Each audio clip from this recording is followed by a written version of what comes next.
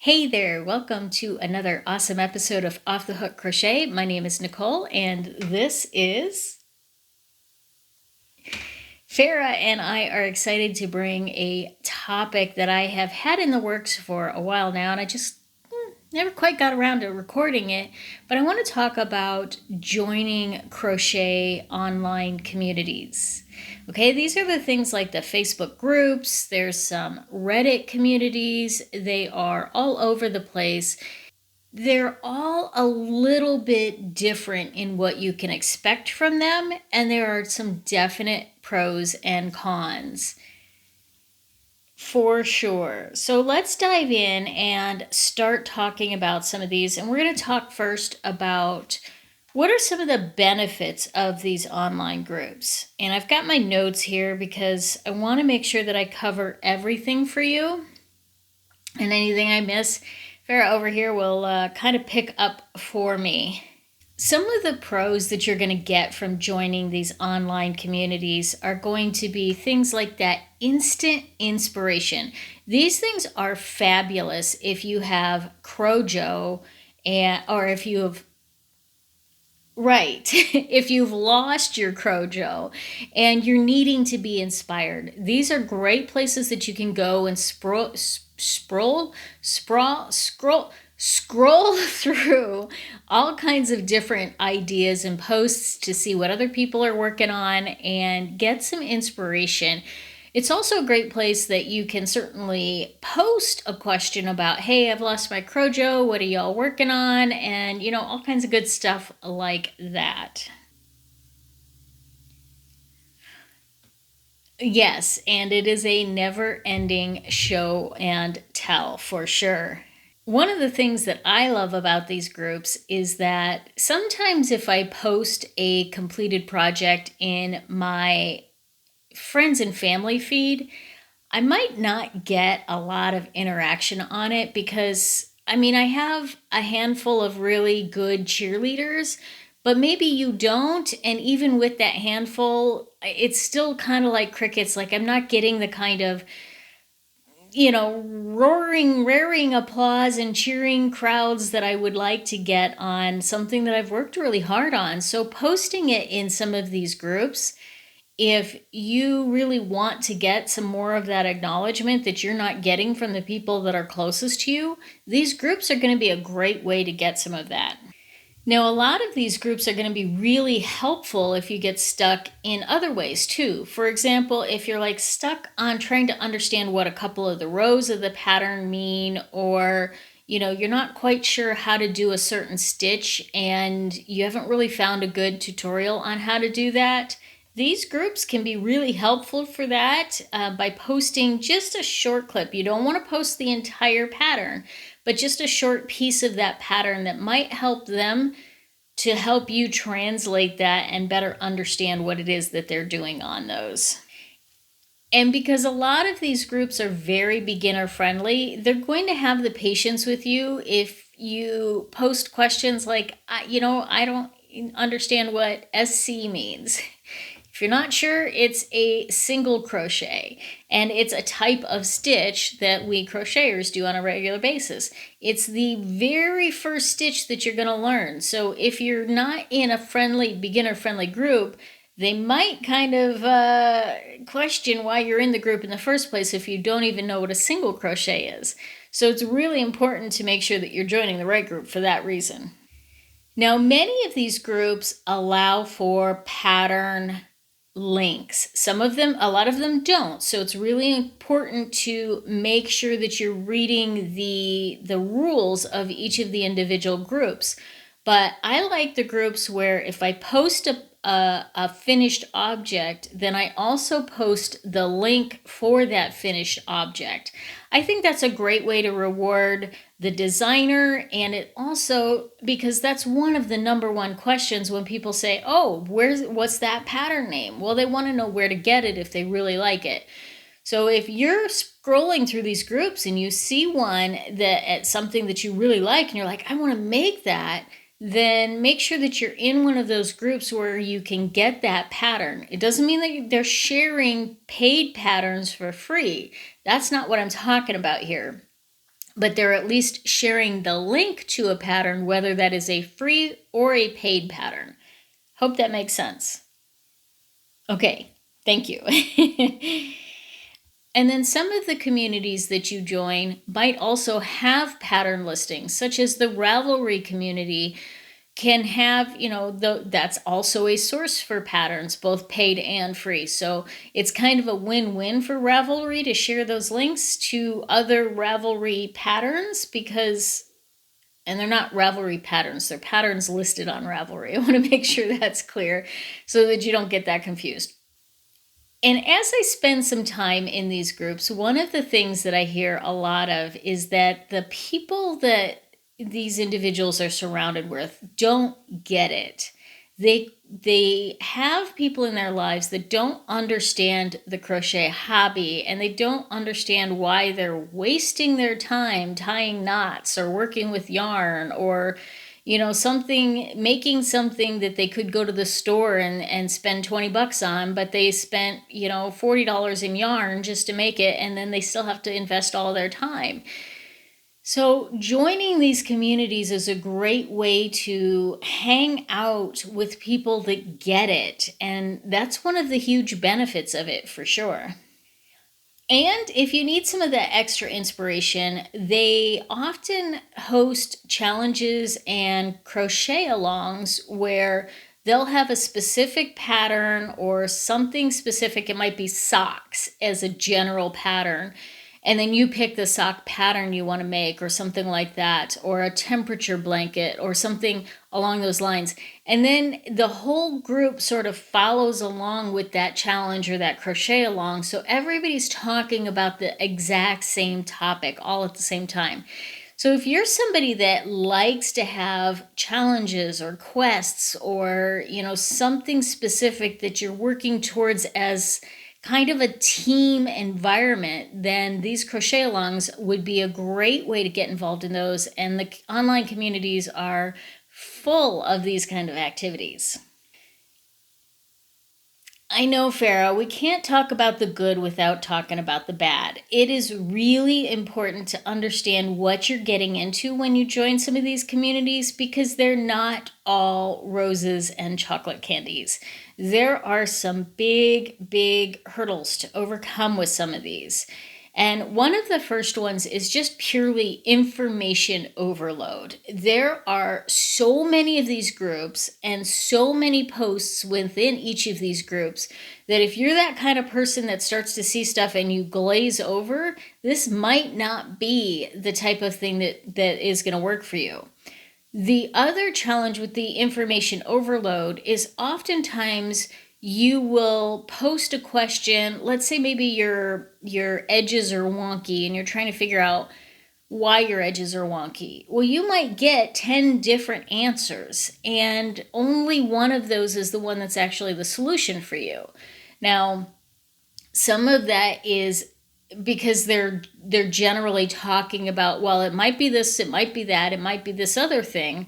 Some of them, it's because they don't really understand the problem or they just kind of want to almost hear themselves talk. And so their solution really isn't a viable solution, but they just want to put their 2 cents in. So you do have to take a little bit of the information with a grain of salt and wade through that. And that can be really overwhelming for some people. So if that's you, this might not be the best environment.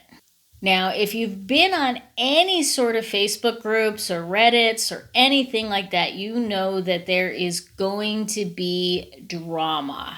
There are very few of these groups that there aren't some form of drama. And the bigger the group, the more drama there's going to be. So once you pass a certain Once you pass a certain threshold of members, the drama gets to be sometimes overwhelming.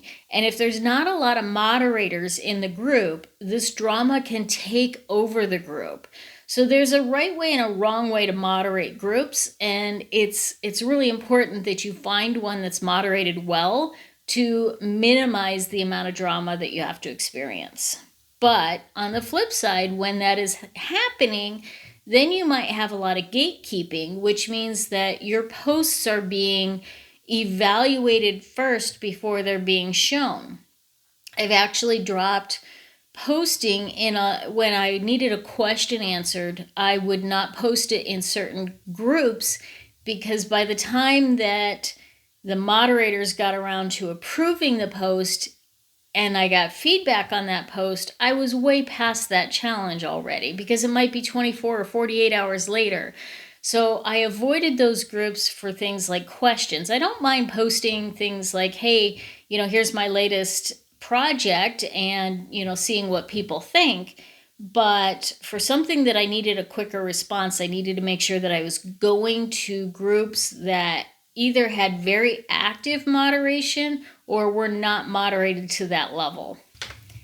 Now, they talk about crocheting being one form of a hobby and yarn stash being another form of a hobby.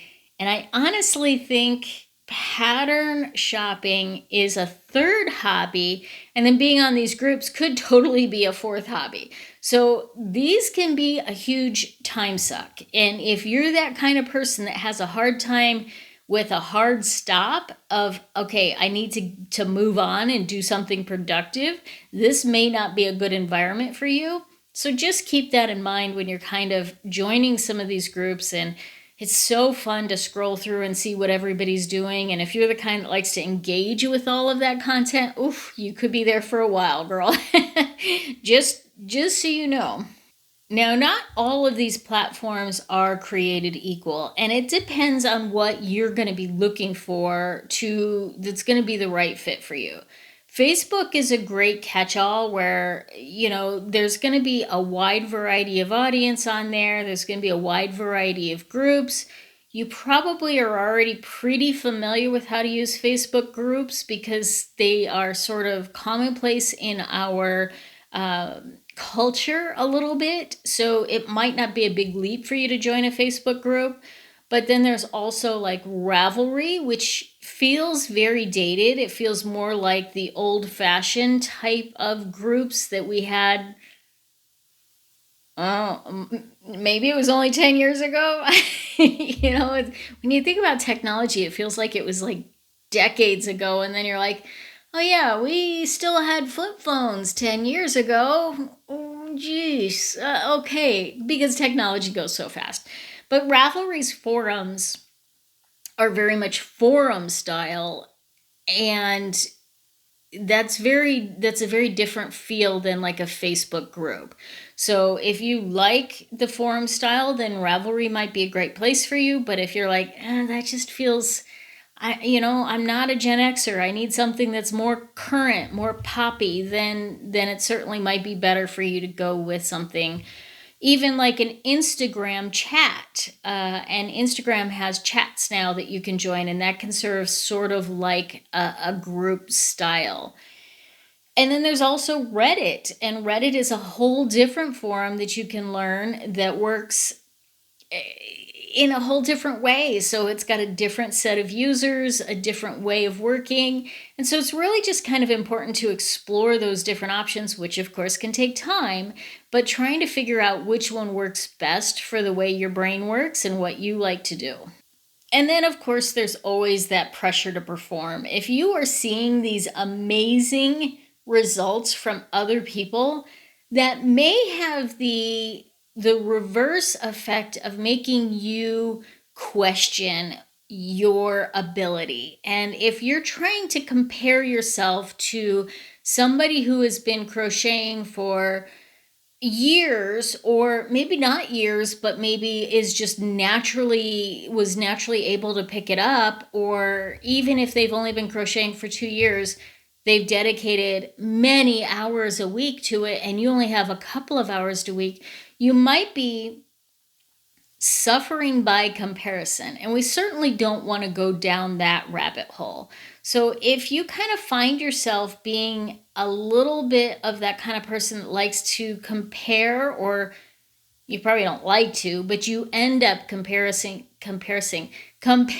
yourself to everybody else's work, this may not be a good mental health fit for you. So do that mental health check and make sure that you are doing something that makes sense for your mental health. You can get the cheers, you can get the kudos, and everything like that is great, but if it's got the opposite effect of causing you to compare and feel less than because of that comparison, that's not going to be a good fit. So how do you know which of these groups to join, what type of group, all of that kind of thing? This is going to be a really important sort of question for you to answer when you start looking for these groups. First is going to be deciding on the platform. And if you're already using Facebook groups, I probably would suggest sticking with Facebook groups. If you already spend a lot of time on Instagram, I'd probably look into finding some of those Instagram chats and really leaning on those things that are in the places that you're already spending a lot of time. Unless you're just really feeling adventurous and you want to try something like Ravelry or Reddit and you've never been there, but you're up for learning a new platform, that might be a good option too.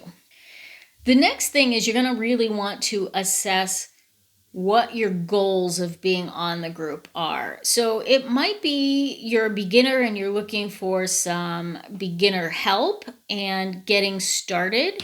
It might be that you're looking for inspiration to overcome Crochet. It might be that you're looking for groups that, post patterns, and so you're just looking to be inspired. So kind of figure out what it is that your goal of going on these groups are, and that's going to help you to narrow down which groups. The other thing is a lot of these groups can specialize. So if you're an amigurumi crocheter, you might want to gravitate towards amigurumi groups. If you are a garment crocheter, then there's garment groups. There are some very general groups that do a little bit of everything. There are some more lifestyle oriented groups. So if you are, there's one that's called Not Your Grandma's Crochet, and there's all kinds of things under the sun in that group. There's a conservative crochet group. So it just really kind of depends on what you're looking for and the type of people you want to connect with. Look for those kind of things when you are interested in seeking out one of these groups. So we want to go through the different options, and I've got some notes on what sort of makes each of these types of groups a little bit more unique. So I'm going to look at these notes and kind of read a little bit so I don't have to try and remember them, because each platform has its own personality. Facebook groups, there's tons of niche options such as modern crochet designs, beginner crochet support.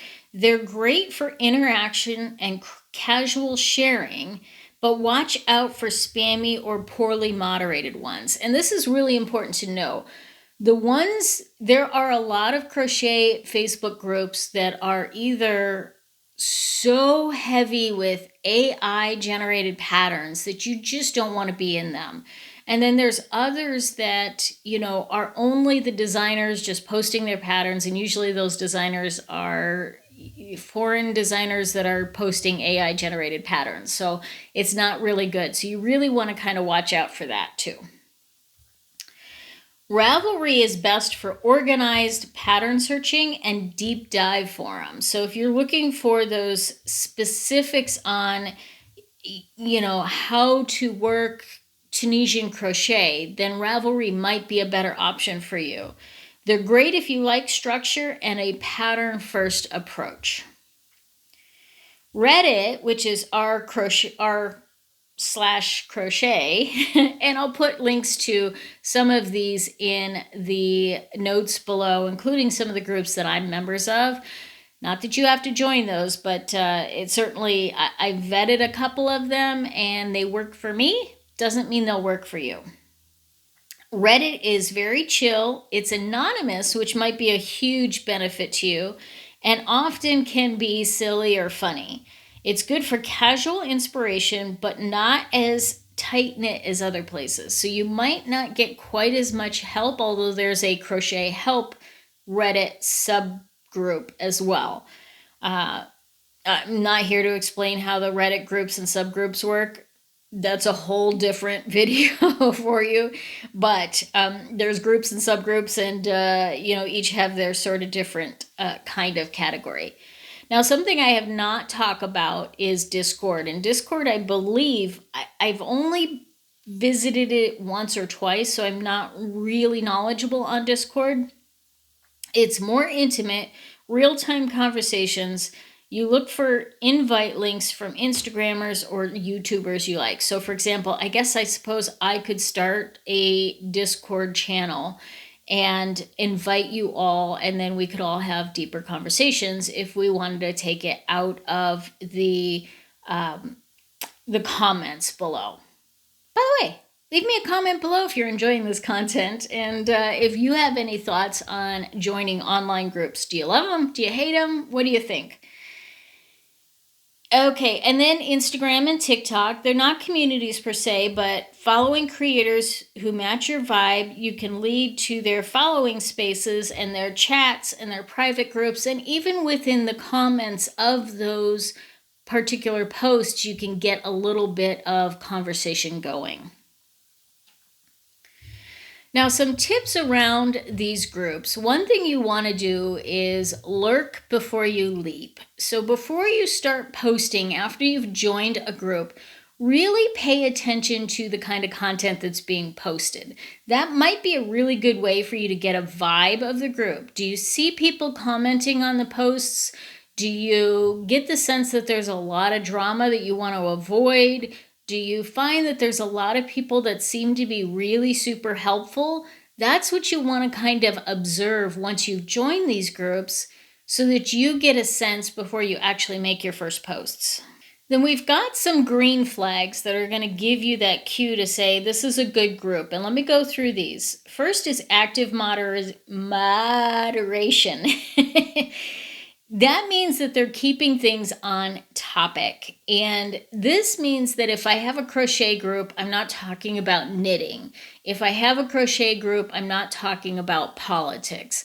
There's a lot of posts, and crochet is a very divided community, with those on the very conservative side and those on the very liberal side.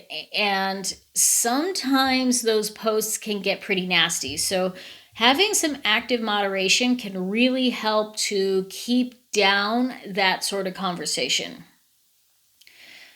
There should be a diversity of skill levels. So you want to have a mix of newbies, but you also want to have some that are more seasoned and more skilled to be able to help and support those newbies. If you just have newbies, it's the blind leading the blind.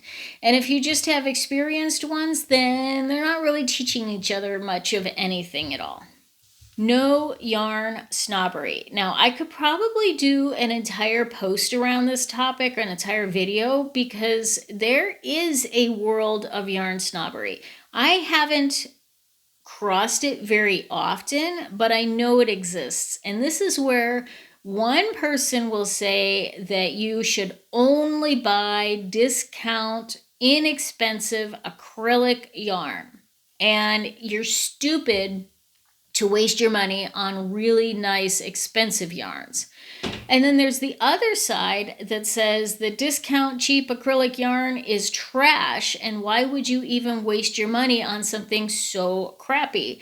So we don't want to have that yarn snobbery. We want to have somebody that's going to support you no matter what your budget and no matter what your tastes are.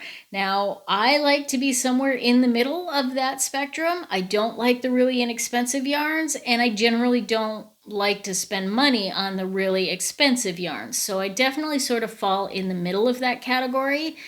So I can kind of understand and see both sides of it. But you certainly want a group that's not going to encourage one side or the other, or, bashing of each other.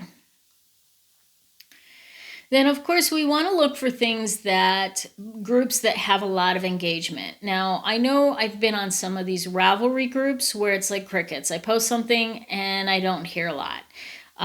Or some of the smaller groups, you might post something and you don't hear anything back. So the more engagement there is, the better involved the group is. That means there's going to be more moderation, but at least there's more interaction, and that makes it for a more enjoyable group. of course, some of the red flags are going to be that rude, like when the moderators get to be really kind of HOA compliance related. And I use that term because most of us understand that HOAs, they can be a little power hungry. There's at least the association with that. The association with homeowners associations, they can be a little power hungry. And moderators in these groups can be very similar. So they can get very rude. They can be very gatekeeping. But there's also moderation that is automatic, AI generated through Facebook groups that will,